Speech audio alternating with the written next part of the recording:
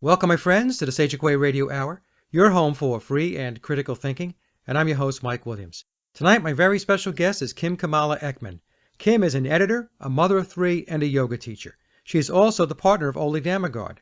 For this discussion, Kim talks to us about her recently released book, So What Can I Do?, where she presents 14 questions to 8 critical thinkers in the alternative research movement to obtain their insights on what's going on in the world and how any one of us can help humanity to unshackle from the matrix.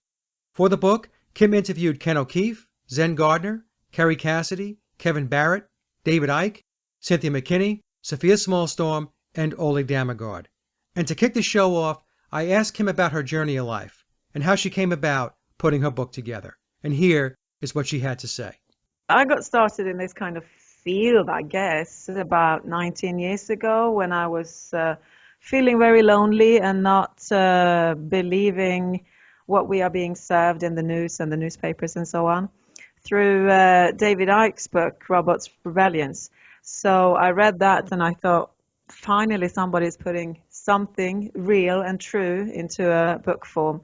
So I started digging into David Icke 20 years ago, and nobody wanted to know, basically. My family, my friends, and that we were just getting into the internet, so it wasn't a lot to dig into either. Then I met Ole, and I thought, fantastic, I got one person in the world that I can actually talk about stuff like this with, some 17, 18 years ago now. So, and this book idea, that came to me because I still got friends. I'm brought up in Sweden, very normal working class, and I still got friends and family up there that are kind of filled with fear. I see a lot of fear in people because they feel that they can't do anything, but then again, they don't trust any politicians anymore. They don't trust the system. They don't trust the banking system and so on, but they don't really know what to do. And being around Ole's work, he gets that question a lot, so what can I do? And it kind of pondered in my head how to get information out there in an easier way, because as well, there's people that has kind of opened their path and awakening to this information. They feel very lonely and frustrated, and they're not really, because people are popping up like popcorns these days. It's really an awakening period, I feel, but it's kind of a lonely path and frustrating and lots of anger, revenge and stuff like that comes up. But this book, I find it's good to kind of share it in an easy way, because I thought I put these 14 questions together and find some amazing researchers that have been working with this for ages, because I could never do what these guys do that are in the book, because it's heavy information, but it needs to be out there. So I interviewed them and I put it into book form, so it's easier to kind of get the information that way. And my intention is then, of course, that people dig into these different people's websites and books and videos and interviews and so on, and learn more about how the world is actually run. Right, and some of the folks that you spoke to, I think actually all the folks that you spoke to, Ken O'Keefe, Zen Gardner, Kerry Cassidy, Kevin Barrett, David Icke, Cynthia McKinney, Sofia Smallstorm, and Ole. Yeah, amazing people, all of them. And then some of the questions you asked, and the book, by the way, folks, is So What Can I Do? And some of the questions, how do you see the world in terms of the challenges facing us? What are your thoughts about money and the global banks? What is your opinion on vaccines? Do chemtrails exist? And if so, are we being sprayed? And seeing the madness around me, can you suggest ways to regain my trust in the future and how to act to make a positive change? So these are excellent questions. And that's just a sampling. And you said you had 14 questions? 14 questions. It's the same questions to all 8 of them. Okay. And obviously they all come from different... They answer in different ways, but they kind of come to the same conclusion at the end, which is amazing. Kim, was there one particular question that you had, let's say, that you have on your mind that you were hoping that these guys can answer for you personally? Well, for me, the question is, seeing the madness around me, I feel hopeless. I don't feel hopeless personally, but I see a lot of hopelessness. So can you suggest some ways that would help me regain my trust in the future and how to act to make a positive change? that for me, because I'm a practical person, I see the world, but what do I do about it? Everybody feels quite, a little me, I can't do anything, but everybody can do something. And that to me was really interesting to hear what they said. Well, I mentioned to Ole before we got started that I think it's a great book because it is a question that a lot of people ask. There's a lot of folks today, maybe they're not so far down the path of understanding the breadth and the depth of the conspiracy around us, but they do know something is wrong. We feel it. Yeah. Yeah. Yep. And so the question becomes, okay, so this is not right. I know it's wrong. So now what do I do? Where do I go? Are there resources? Are there people I should be listening to? Are there books out there? And for folks who are just getting started in this, it could be very daunting, extremely overwhelming. I mean, the overwhelming part actually is some of the topics like vaccines as an example. People have been so indoctrinated with the fact that vaccines are good for you. Yeah. Of course, as you know, when you start digging into things like vaccines, you realize that we have been lied to in a big way. Yeah, and vaccines are very close to my heart because being a mother of three, you have to fight the system not to vaccinate them, which is crazy. It's my kids. Another question that I really found interesting as well is, does it matter if we vote or not?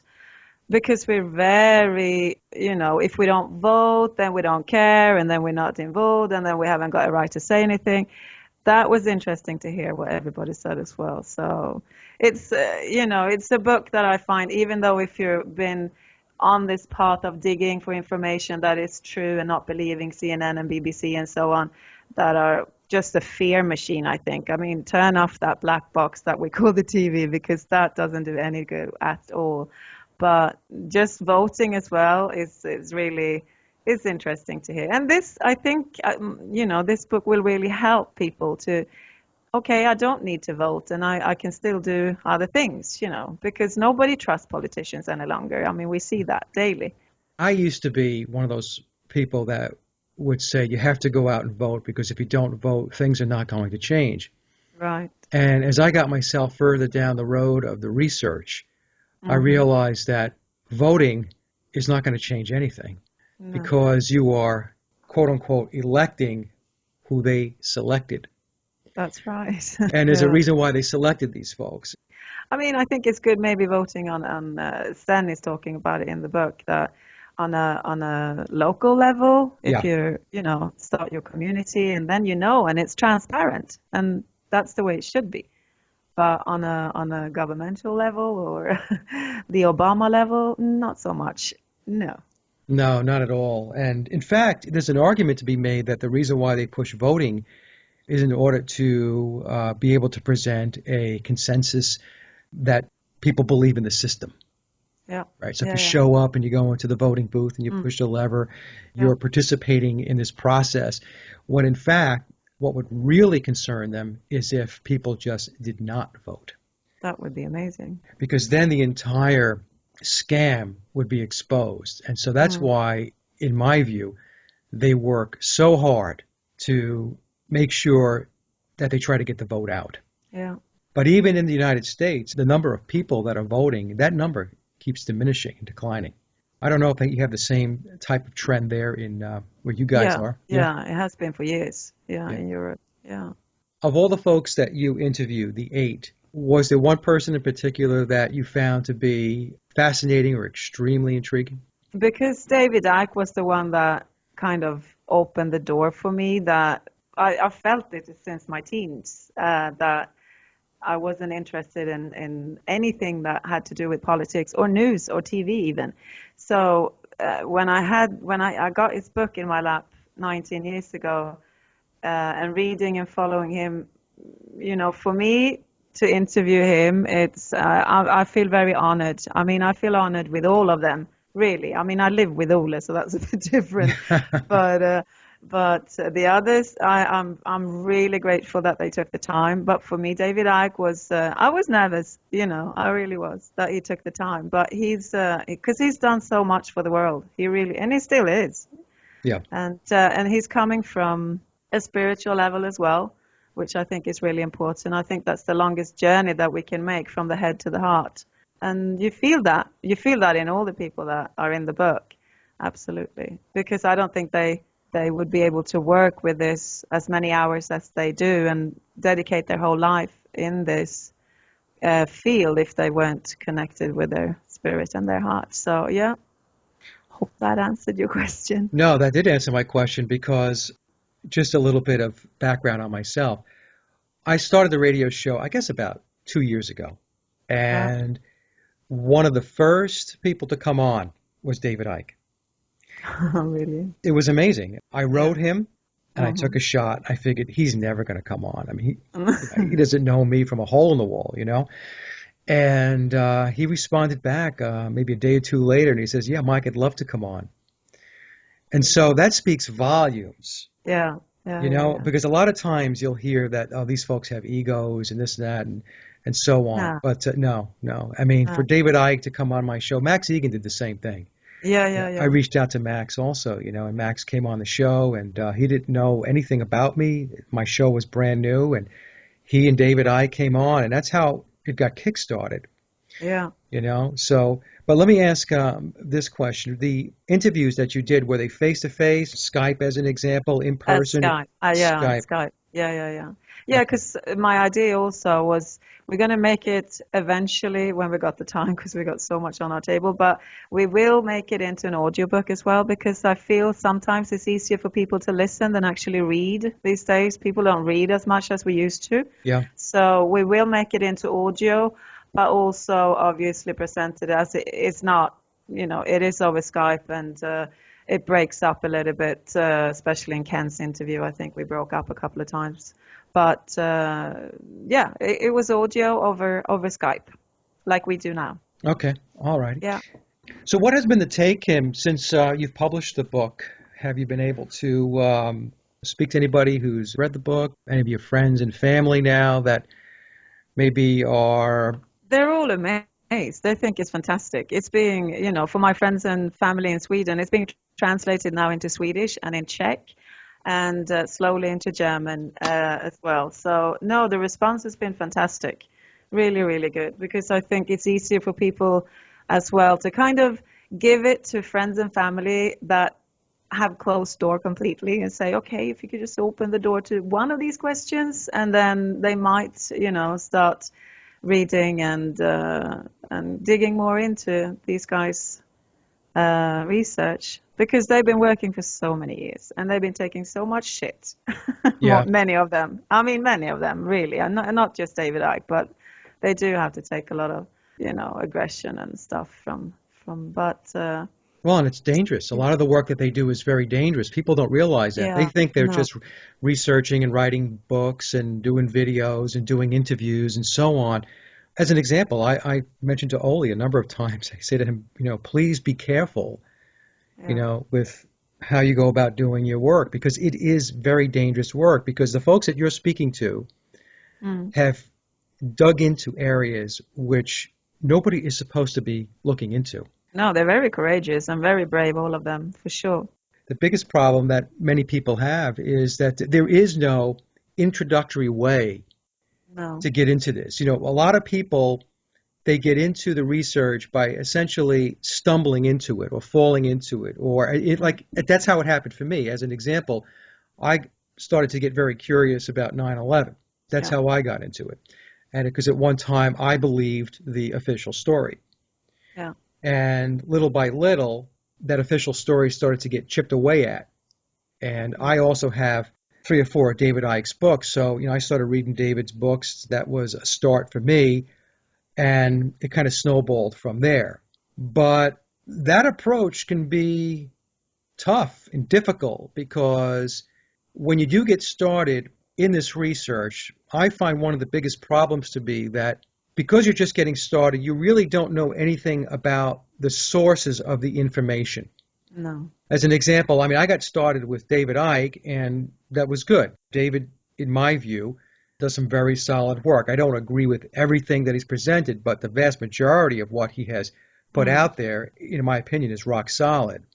But on the other hand, a lot of people can get derailed Yeah. by going off on paths and following people and resources that are disinformation to get people distracted and send them off on a wild goose chase.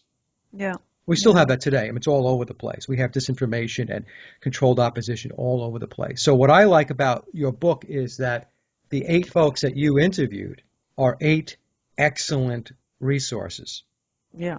These are people who are truly, truly trying to uncover the truth. Boy, if I had that book 19 years ago or 20 years ago, I would have, jumped on it. Because you're completely correct. It's daunting to where shall I start digging? I mean, if you look to YouTube or your internet, there's so many different websites and blogs out there. So it's very difficult to know as well what's true and what's not true. So it's an easy format, I think, and I can't wait to start volume 2 because I could have had 40 questions in there, but you have to kind of bring it down a little bit. So these questions are the most I wouldn't say simplest, but the ones that we got around us all the time. But the next volume 2, I'm looking forward to that. That's closer to my heart, I think. How long did it take you to put this volume together? I started in May last year, and we released it on New Year's Eve. Well, that's not too bad. 7 months. No, yeah, no, And self-publishing it. yeah. Yeah, of Yeah, course. because if somebody comes along, obviously we go for a publishing company, but not many publishing houses do these type of books. So it's brilliant because self-publishing, you can do that today. You just need to market it, Yes. Yeah. And that's where you come in, which is fantastic. So thank you. I told Ole when he mentioned to me that you wrote the book, I said, let's do an interview and let's get it out there. And then I went out and bought the book because I also believe in supporting those who are out there trying to get the truth out there. Because self-publishing is great, as you said. I self-published. I have an album I put out a couple of years ago, and I released it through Amazon. But then the whole marketing of it is on you. You don't have a big publishing house behind you. There's no advertising. There's none of that stuff. So it's very important that those that are in the alternative movement, the truth movement, that we support each other. People will say to me, "Oh, Mike, I will send you a copy of my book for free," or "I'll send you my documentary." And I said, no, I'll buy it, because we have to support each other, because we don't make a lot of money, if any at all, doing this work. And that's what a lot of other people don't understand. They think that we're in this for the money, and there is no money to be made in this business. There's a lot of ridicule, but there's no money. What I wanted to ask you, Kim, if you don't mind, is maybe if we could go through each of the 8 individuals, and if you could just give the audience your perspective and your takeaway from talking to that person. What was it about that person that you were impressed with, or that caught your ear? What was it like to talk to that person? Because a lot of folks know these names, but they don't know them. They haven't had an opportunity to speak to them face to face. I have, I think, half of your list. But there's some folks that you spoke to that I haven't spoken to yet. Like I had never spoken to Ken O'Keefe, or Cynthia McKinney, or Kevin Barrett, or Kerry Cassidy. Yeah, I spoke to David, Sofia, of course, Ole, and Zen. And Zen Gardner's a good friend. How about Ken O'Keefe? Well, I met Ken before because he's been here in Spain visiting, and so Ken, for me, he's amazing because the way he puts forward things, it's crystal clear, and he doesn't cut corners, and he comes with a dynamic charisma and a bit of anger behind it, but in a good way, because anger, I think it can be good if you use it in a good way, which he does. He really puts. So listening to Ken, I could do for hours, seriously. He's amazing, I think. So that's Ken. I mean, he's amazing that way, I think. And he does so much good. I mean, he really works hard to get the information out there and to change the world for the better for our kids. Yeah, he works very hard, and I mentioned before that all of the research that any one of these folks is doing is in the area of a danger zone. But Ken especially, because he's really, a lot of his work, at least in my view, is focused on Zionism. that could be extremely problematic and extremely dangerous for somebody who continues to push that envelope. And it's a good thing that we have people like Ken O'Keefe out there doing that. Yeah, You for know. sure. How about my good friend, and I'm sure yours, Zen Gardner? Well, he's like a brother in the house, isn't he? Yeah, I mean, Sen to me, he's as well. He's amazing. The way he's so light, even though he speaks about, because it's heavy topics and heavy questions, but he always brings that beautiful lightness, the spiritual lightness in whatever he talks about. And I mean, he's an amazing writer. He just wrote a book as well, You're the Awakening, Right. which is out there. Yeah, it's like talking to a friend with Zen, really. But I did Zen first because I know him the best. So I was nervous because I've never done anything like this before. For me to do this task, he kind of helped me as well to push me. Yeah, let's do it. You can do this. So no, he's very good. I think then the way he writes, Sen is an amazing writer, and now he just started his show, I think, as well on his website. So, and all the different websites for these guys and blogs and so on are in the book as well, because my intention is please dig into these people more and support them, because it's amazing information that they work very hard to get out there. So yeah, Sen is a light worker for sure. He is, and he has his new radio show. I think it's called Now and Zen. That's right. Just wondering. So, just wondering, and good luck to you, Zen. I watched his first podcast. It was dated January 27th, just a few days ago, and it was excellent. How about Kerry Cassidy? I find these people so amazing because they're so kind of grounded. And Kerry may be a little bit more out there with she brings in other entities and ET talks and everything, which, not many people talk about, but that's her field. And she's been running Project Camelot now for years, successfully interviewing amazing people as well, whistleblowers. And so she's another one that does fantastic work and has got really good information, I find. Yeah, her shows are very, very esoteric, and like you said, she pulls in stuff that the others, really don't venture into. But it's still very interesting, very intriguing, nonetheless. So, and like you said, she's been doing it for a very long time. Yeah, absolutely. Okay, how about Kevin Barrett? When you spoke to Kevin, what was that like? Well, for me, Kevin is impressive. I mean, he speaks, I don't know how many languages, he writes, he does books, he's so efficient and brave. My God, is he brave. I mean, he's practitioner Muslim, and he goes to Paris just after this, well, what happened in Paris and what not happened, and have a Muslim, convention. He's so brave, and he's also. When I asked him about vaccination, I didn't know that actually when I interviewed him for the book, but he vaccinated their first son, and that ended up him being autistic. So he learned the hard way about vaccinations, Kevin Barrett. So, but very, very brave. And again, he's got that voice I can listen to forever. Yeah. So, so it's, very calm energy in Kevin Barrett. Yeah, I didn't realize that he's a practicing Muslim. Yeah. I did not know that. Yeah. He keeps that keeps his spirit high, because that's one of the questions in the book as well. Have you got a practice that keeps your spirit high? Because that's tricky in these days, Yeah. But everybody's doing differently. We spoke a little bit about David, but could you tell us a little bit more about what was it like to finally connect with David? And did you have to give David the questions beforehand, or were you asking him? He wanted, I think I sent him, he wanted the questions beforehand.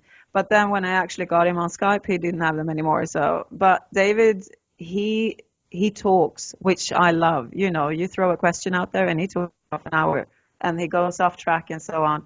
But everything he says is, it's so important what he says. So I don't interrupt, whatsoever.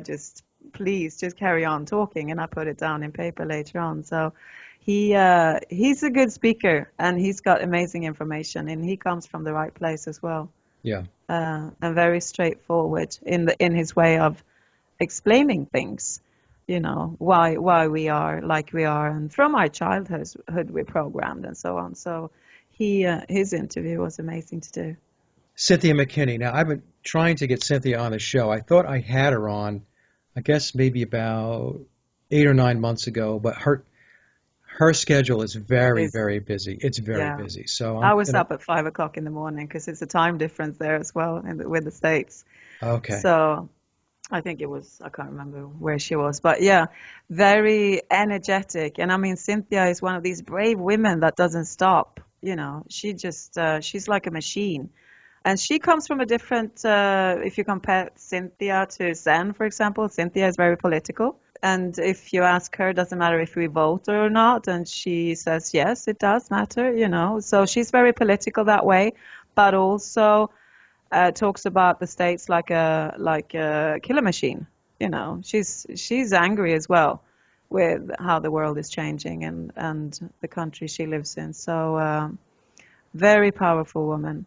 Amazing. I remember when she was a congresswoman here in the United States, they vilified her any opportunity that they had to paint her as some kind of nut job and conspiracy theorist and so on and so forth, But Cynthia is a very, very smart woman. Very intelligent. Very intelligent. And the thing that she brings to the table, which makes the elites very nervous, is she was in the system, the political system. Yeah. And she saw all of the corruption. Yes. And she saw all of the influence of the lobbying, especially lobby groups like AIPAC. She saw all of that. And so that's why, when she talks about this stuff, it's got to make, like I said, it's got to make the powers that be very, very nervous. Because I think what's happening, we mentioned this before we got into this part of the interview, there is an awakening happening. I don't think that that's deniable. Now, we can argue about the rate and pace.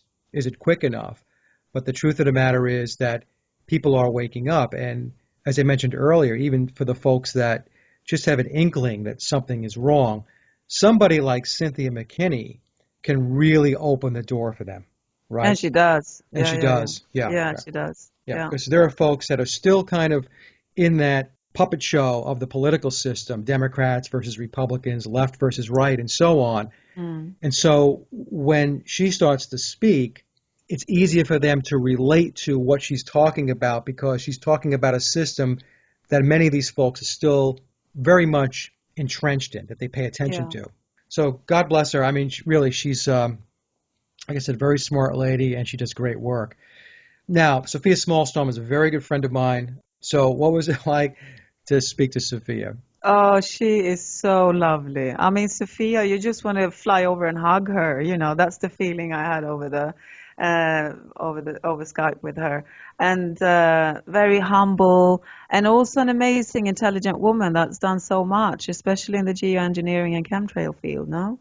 Yeah. So Sofia is, and she's had hard times as well. Like all these guys and women that are kind of working for the truth and for the awakening of the planet and the people.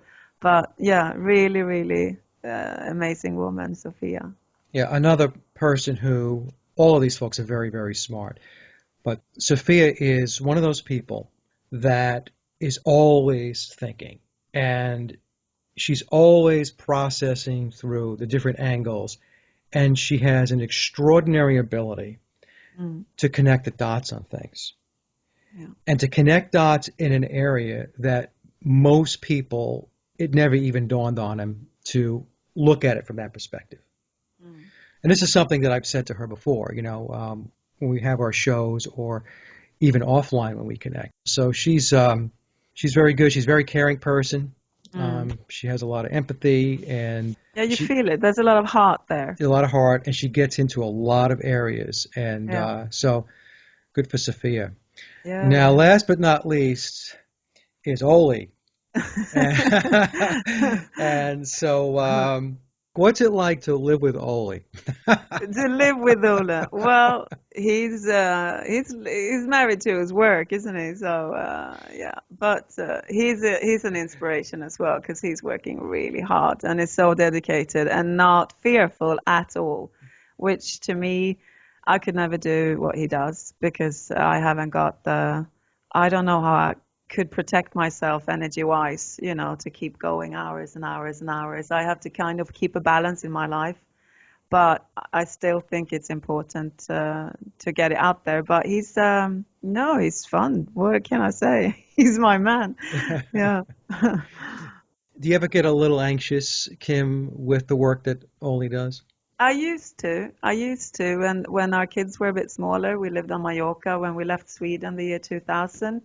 And I actually made him stop after he wrote the book, Coup d'etat in slow motion, because he had been working with that for years and years. Because there was some incident in Canada, I think a family were working with this and they kidnapped their kids or whatever. And I just said, no, enough now. But then during that time, he wasn't in the spotlight yet. And I believe that if you get a bit of spotlight on you, it's trickier for them to kind of get to you. And also we're on a different spiritual level at the moment because we've been working really hard trying to be in balance, with meditation and faith and so on. But I'm not scared anymore. No, I'm not. I used to be a lot more fearful. Yeah. But not anymore. Yeah, the first time I really heard Ole was I was watching a Red Ice interview that Henrik was doing and with Ole, and it was on the JFK assassination. And I remember listening to that interview, and it was very clear to me that Ole was not using any notes, that he wasn't referring to any reference material in front of him. And his recall of the details of his work was just amazing to me. Yeah. Amazing. And I thought to myself, I have to have that guy on my show because he just seems so fascinating, And so then we did connect, and we've done several shows. And I have to tell you that, and I'm not saying this because you're Ole's partner, but I love him. He's just a good guy, and he's very genuine, very sincere, and he works very, very hard at seeking the truth and unraveling the lies and the deception all around us. So, a little plug there for Ole. Well, Kim, I just want to say that this is an excellent book, and for the audience, I am reading it. I'm about halfway through it. It's a great book to get started with. Yeah. So if you're walking around in life and you're thinking, you know what, something's not right with the world, but you don't know where to start, you should read Kim's book. So what can I do? It'll get you started, and like I mentioned before, she has Ken O'Keefe, Zen Gardner, Kerry Cassidy, Kevin Barrett, Mr. Icke, Cynthia McKinney, Sofia Smallstorm, and Ole Dammegard as the folks that she interviewed. May I ask you, Mike, if it's okay to add to your listeners maybe, because in Volume 2, I would like to hear if there's any questions that they have that they would like me to ask to the researchers. It might not be the same people. It might be a few of them that will be there again. But I would love if anybody that thinks of a question that why didn't she ask this or why didn't she? Because I know there's a lot of questions out there. If they could mail me, and also if there's a researcher that they would like me to interview. Any suggestions? Volume 2 I will be starting that this summer. They could mail me at sowhatcanido2016@gmail.com. Excellent. And the book is available on Amazon, right? Yeah. And by the way, I might have questions. Yeah, please mail them. Please. No, it's because I got tons, but I want to, it's fun to hear from other people because I haven't got all the questions in my head, obviously. Yeah. But yeah. Well, fantastic. Please mail me some questions. I will. Yeah, great. Well, Kim, again, it's just been an absolute pleasure having you on the show. Thank you, Mike. And, Thank you. Come back anytime. Like I said, if you decide that later on, well, you're going to want to talk about Volume 2 when you get that ready, but in the interim, If you want to come back and talk about whatever it is you want to talk about, you have an open invitation. Thank you. Thank you. And that concludes another Sage of Quay interview, and I hope you enjoyed the discussion as much as I did. Links to my guests' websites and social media are listed in the show notes below. And as always, I'd like to thank everyone for listening and visiting the blog. You can get to the blog by typing in sageofquayradio.blogspot.com or simply head over to our hub website at sageofquay.com. Also, if you get a moment, please visit laboroflovemusic.com to listen to my album, Leaving Dystopia. And remember, live in truth and always serve creation. It's really that simple. See everyone next week. Be safe, enjoy, and God bless.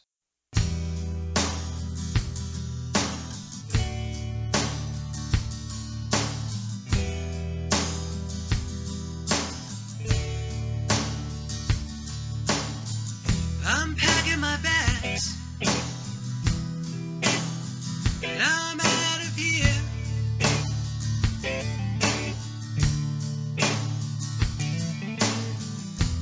Riches to rags, can't live in fear.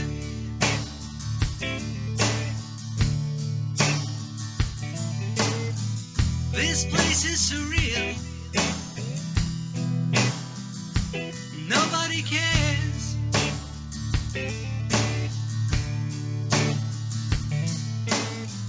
It has no feel, just blank stares.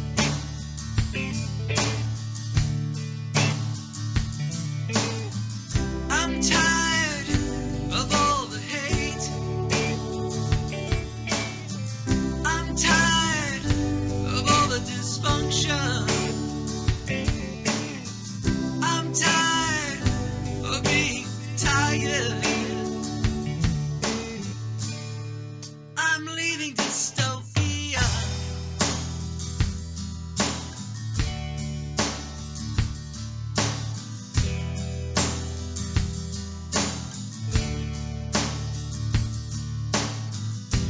I'm not a slave,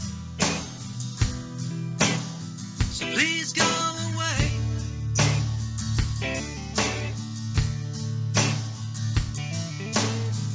I won't behave. I don't care what you say.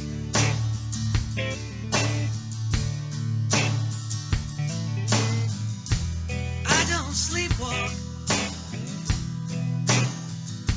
I crawl on my knees.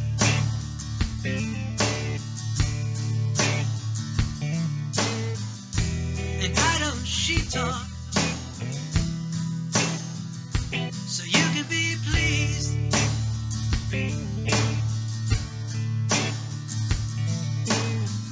I'm tired of all the hate. I'm tired of all the dysfunction. I'm tired of being tired. I'm leaving dystopia.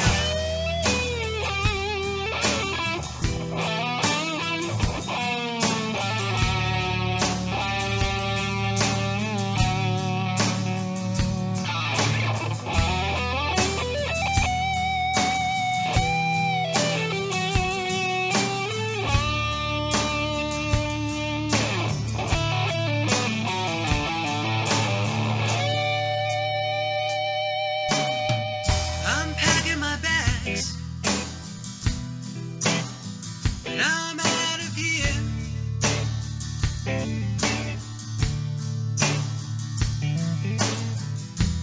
Riches to rags, can't live in fear.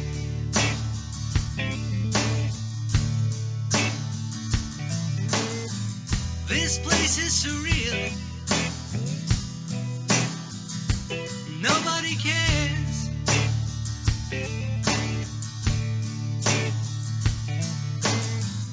It has no feel, just blank stares.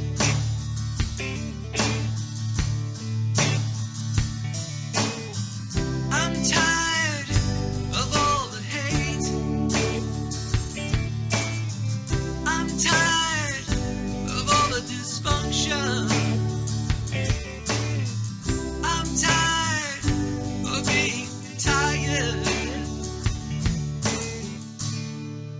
I'm leaving to Stoke.